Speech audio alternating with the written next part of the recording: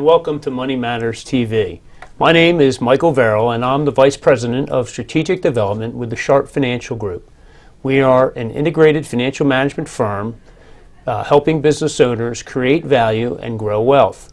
Through our unique interconnected approach combining business advisory, sharp accounting and tax, wealth management, and capital solutions, we help entrepreneurs create business and personal success. Success is just the beginning.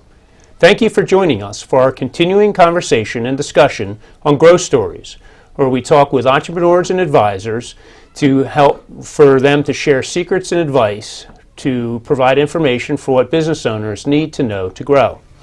From time to time, financial issues relating to life sciences, healthcare, technology matters in companies will be discussed on this show. These discussions are not and should not be considered financial advice. Moreover, since this program is pre-recorded and shown at a later date, please keep in mind that some of the information may not be current.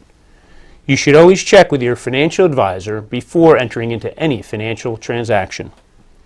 I'm joined by my co-host, Cheryl Beth Kuchler from Ballantree Consulting. Ms. Kuchler is the president of Ballantree and the founder of CEO Think Tanks. She has over 25 years of experience providing business advisory services, leading strategic change initiatives, coaching executives, and designing leadership and training development programs. Since 2001, she has been working with business owners, CEOs, entrepreneurs, and senior executives of small to mid-sized businesses, providing business consulting services and running the CEO Think Tanks. She works with leaders as well as their teams to develop and implement business and life strategies which leverage their strengths and maximize their potential. Cheryl Beth, it's great to see you. Thanks. Good to see you too, Mike. Cheryl Beth, I know just recently you had your 9th annual Growth Breakfast Summit. Mm-hmm. Can you share a few insights from that event and how it went? It went smashingly. We had John Ratliff, who is the founder of Apple Tree Answers, grew his company through a series of 24 acquisitions over 8 years to $30 million and then sold it. Did a wonderful talk on culture. I think one of my biggest takeaways from his conversation was to go home and read your signs in your offices. What are your signs telling your employees about you and your company and your customers? Yeah, I remember him talking about the one in the restroom, telling employees they had to wash their hands before going back to work. So, yes, exactly. Or they will be fired. Yeah, exactly. If they screw up their timesheets. Yeah, being conscious of how you're communicating with your employees. Yes. Yeah, excuse me.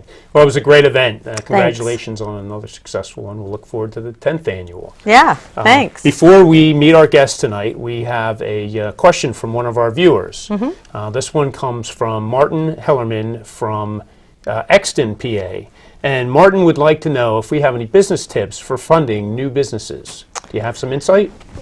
As we talked earlier, I think the most important thing that a new business owner can really look to are their friends and family, along with having a solid idea of how they're going to actually generate revenue. Because entrepreneurs, as you know, are notoriously optimistic, and so the opportunity to really take a step back and say, is this really going to sell? Who am I going to sell it to? And how much revenue am I really going to generate?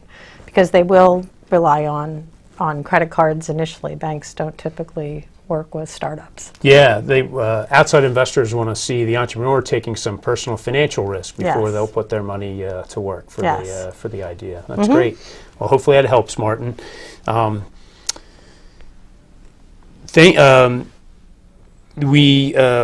It's always great to hear from our viewers, and I want to, for future shows, if you want to send your information, here's how to send your questions to Money Matters TV.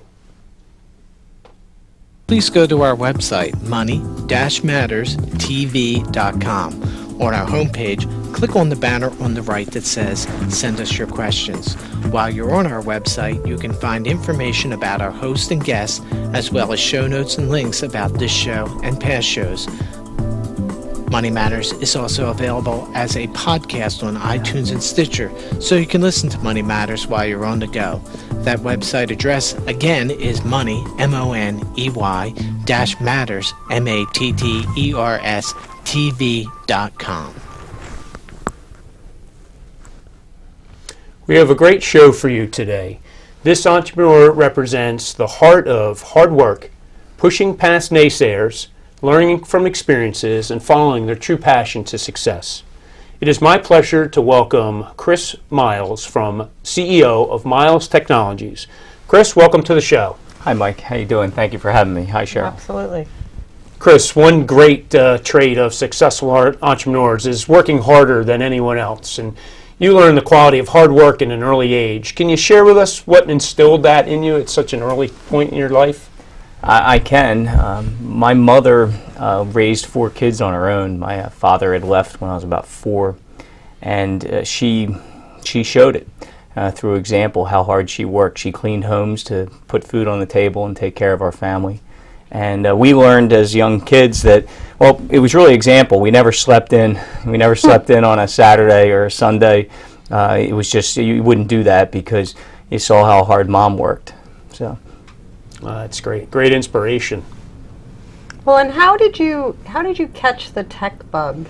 You've been in technology for a while, but Well, the very first time I was actually babysitting, which I've only done once, but I was babysitting for a neighbor, and I was over their house, and the father and mother were going out to dinner, and before they had left, there was this little computer. I never saw a home computer. Actually, I don't think I ever saw a computer before, maybe on TV.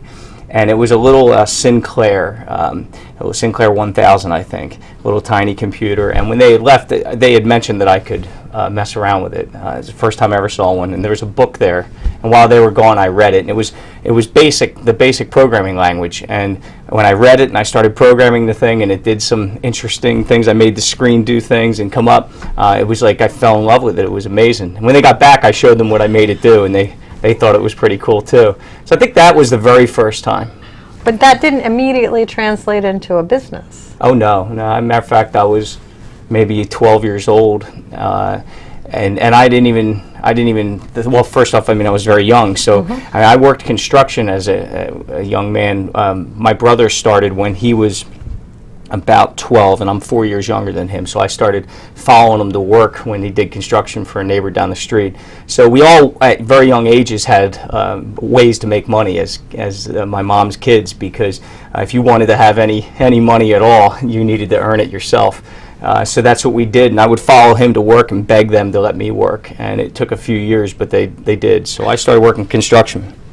So I started working construction, and I know today, like, you look at it, it'd be like child labor laws and all the other problems you'd have with it, but back then we worked construction at a young age, and I started doing that. So that's where I saw a livelihood. I never really imagined that computers would be my livelihood. I really didn't think of it.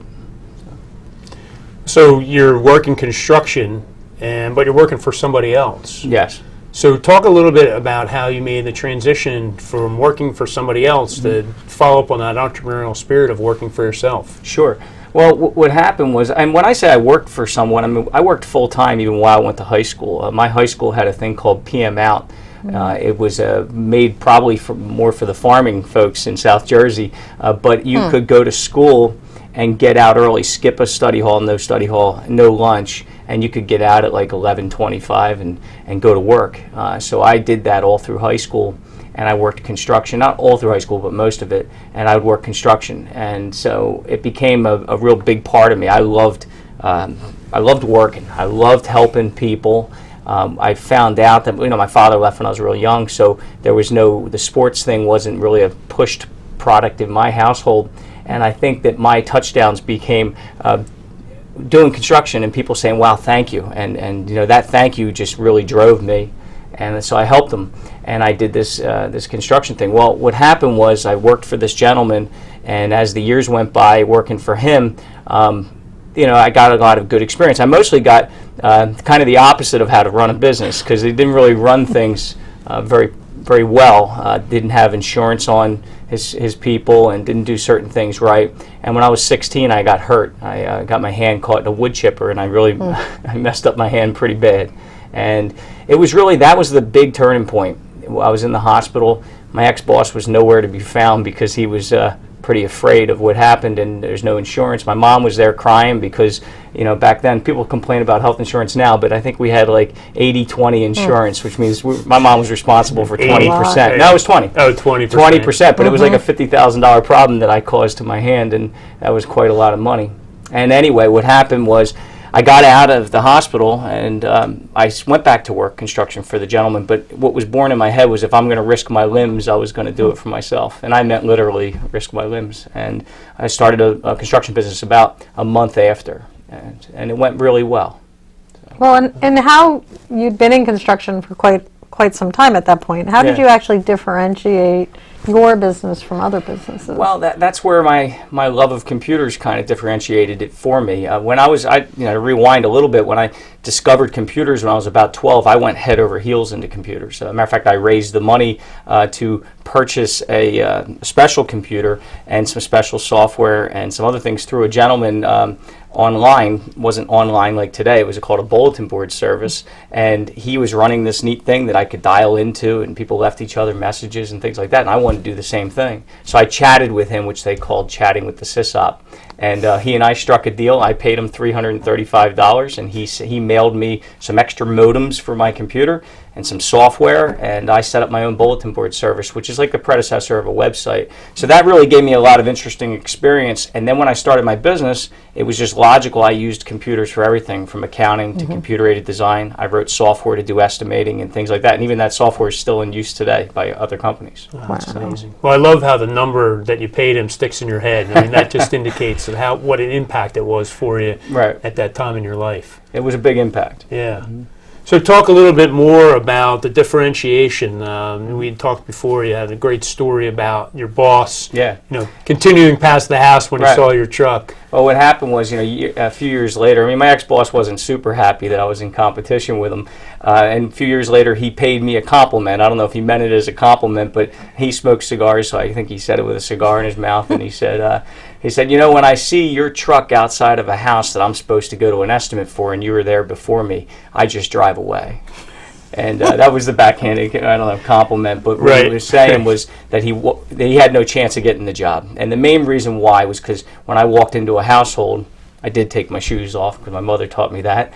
And but then I set up a computer right at their kitchen counter, and I designed what we were going to do and printed out drawings, and nobody had ever done that before when going into a house. And it's amazing that now it's almost 30 years later, and still people are walking into households with a pen and a piece of paper.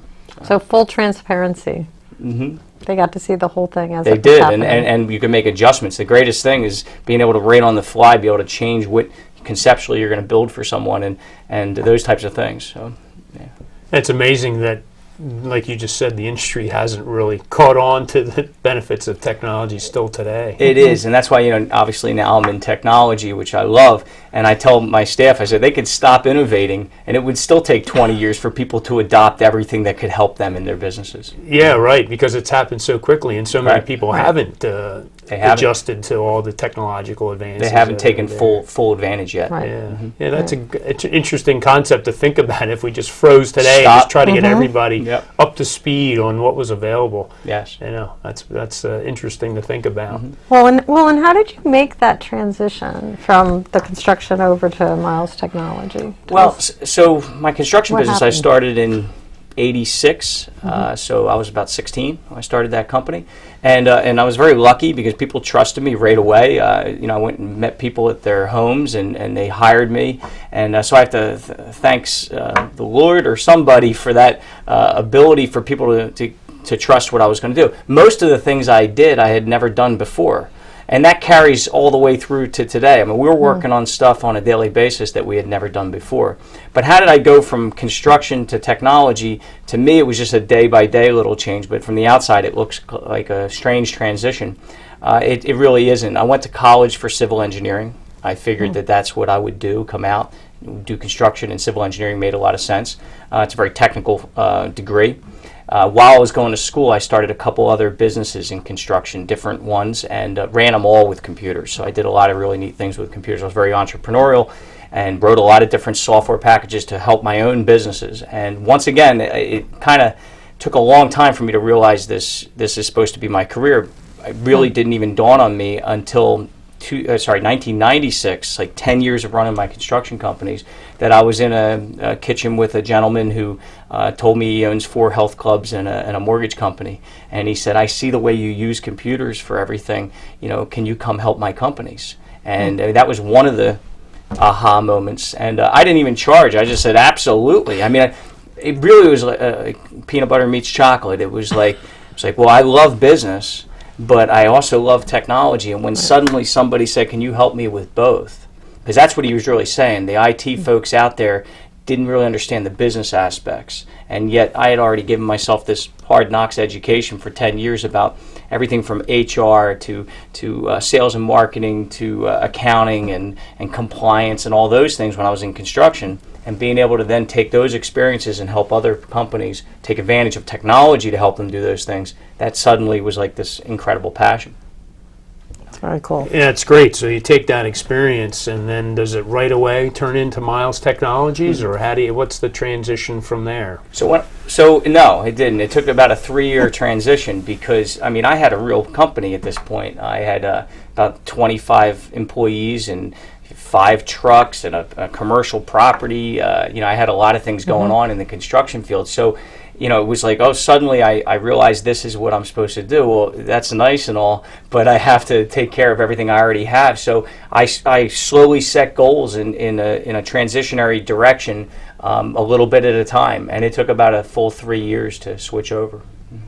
Well, and you had said to us in previous conversations that you're pretty organized and structured and goal-driven, and you write things down. Well, so some of my staff are some of the most structured, organized people on earth. So they look at me and say, yeah, it's true. He does have a rhyme in his reasons. But but I would say that what I am is super goal-driven. And I've been writing down goals and tracking them. And I have a whole philosophy on how to achieve goals, and I share that with my staff too, and that's been very rewarding because I've had a lot of people come back to me years later and say it really changed their life with following a little bit of the ideas I have on that. But the main thing is that you have to have goals, and you have to write them down, and you have to track your progress towards them, and not that you'll achieve everything that you write down, but you're surely going to achieve a lot more by being that way. And what do people, writing goals down seems common sense. Yeah, it's amazing, though. You already beat 97% of the population the second you wrote them down because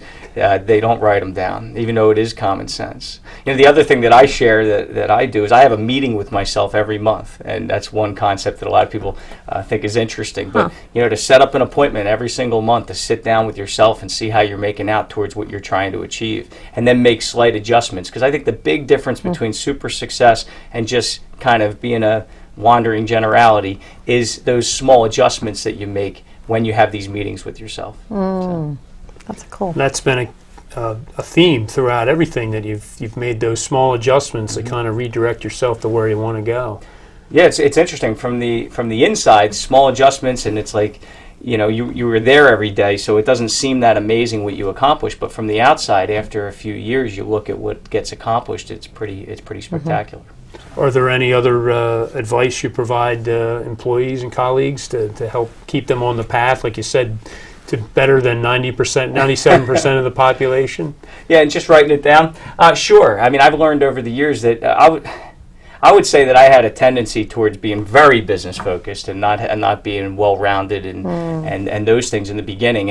And we kind of talked about that in previous conversations. I believe in a life balance and all those things. And yet, when I was in my 20s, I did burn it from both ends of the candle and put in an amazing amount of hours. So I think when you're certain points of your life, you really do have to put that extra effort in. You got to put all that time and all. But you have to also realize that life is short, and you got to make sure that when you have these great structure for goal attainment, that you also apply that to your personal life. And that's what I've learned to do a bunch and try to convey to other folks. And over the years, I've added to my procedure on that.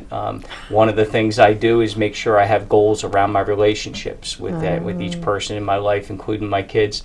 And my daughter Macy's 10, and we just scheduled to go to Epcot, just her and I, for a night and a day, which I just think is great. Yeah. But that's part of goals too, not just try to achieve a certain market share in your industry, but make sure that you have good relationships with your family and your friends and all that. So I think I've done better at that, and I do share that with my staff. Yeah, that's great. That's great. It is important, right, to be a well-rounded person, have that balance. It is. To be successful, both personal and business. It is. But it's it doesn't not easy. replace, you still sometimes have to, really push hard to succeed. Yeah, yeah. It's very competitive out there, right? It is. Lots of people doing what the rest of us are doing. So It is. you got to push hard to be ahead. Well, what's the advice that you would give someone who was in their 20s and entrepreneurially oriented? I mean, what are a couple things that you would say, no matter what?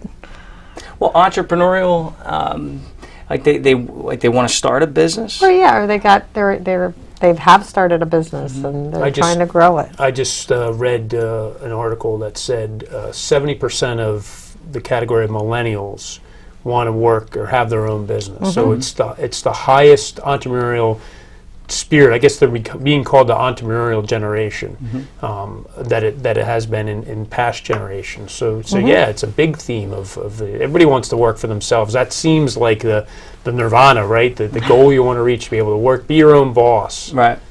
Well, I go both ways on that. I mean, I've built a company based on us accomplishing more together than apart. So the idea that every person would be in their own business would go against building really big things and accomplishing really great things. So working as teams, working together, working for a business that's entrepreneurial can be extremely rewarding. But starting your own business, my advice mainly would be reading. Reading. The library was an amazing thing for me because it was free. I could afford that. And I started going to the library when I was about 16, 17 and really finding just an abundance amount of resources on everything you want to know, from leadership to management to sales to marketing. And I think that would be my biggest single piece of advice for an entrepreneur, is to read. And any particular books that are your favorite? Oh boy. We have a book club at our company, which I think is one of the best, most unique things we have. And so every month we get together and we select another book and we read, and then we get together again and we talk about the books. And it's really been great. It's been maybe 3 or 4 years. So my reading has gone up, the quantity that I read. But to pick one book, it'd be really hard. I would have to... let me think for a second. Think and Grow Rich, you can go all the way back to there, How to Win Friends and Influence People. Carnegie.